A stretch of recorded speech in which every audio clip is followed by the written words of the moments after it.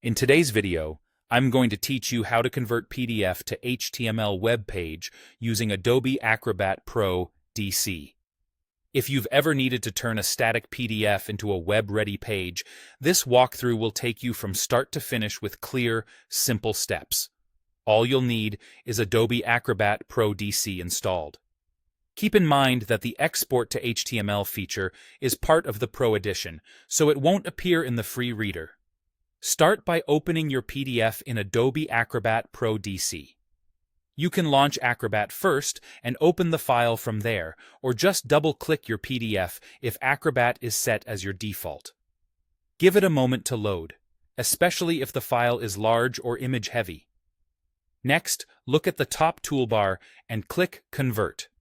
This is the action that tells Acrobat you want to transform the document into another format rather than just edit or comment on it. If your Acrobat looks slightly different due to an update or workspace layout, the Convert option may be grouped with other tools, but its label will be the same. Clicking Convert opens Acrobat's Export panel. Think of this as the control center for changing your PDF into formats like Word, Excel, or in our case, HTML. On the left side of that panel, choose Other Formats. This section is where Acrobat keeps options beyond the most common document formats. From the Format drop-down, select HTML or HTML web page. Both labels refer to the same export target, a standard web page version of your PDF.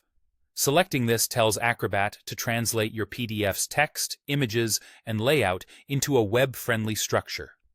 Now click Convert to HTML. Acrobat will prepare the output and prompt you to choose where to save it. This prompt is important because in addition to the main HTML file, Acrobat typically creates a companion folder with images, styles, and other assets needed for the page to display correctly.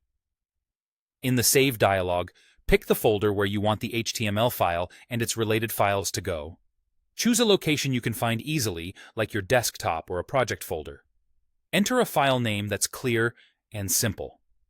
Avoid special characters that some web servers don't like, and consider using hyphens instead of spaces for better compatibility. When you're ready, click Save. That's it. Acrobat will generate your HTML and supporting files in the folder you chose. You now have a web-ready version of your PDF that preserves structure as closely as possible and collects images and resources alongside the page for smooth display online.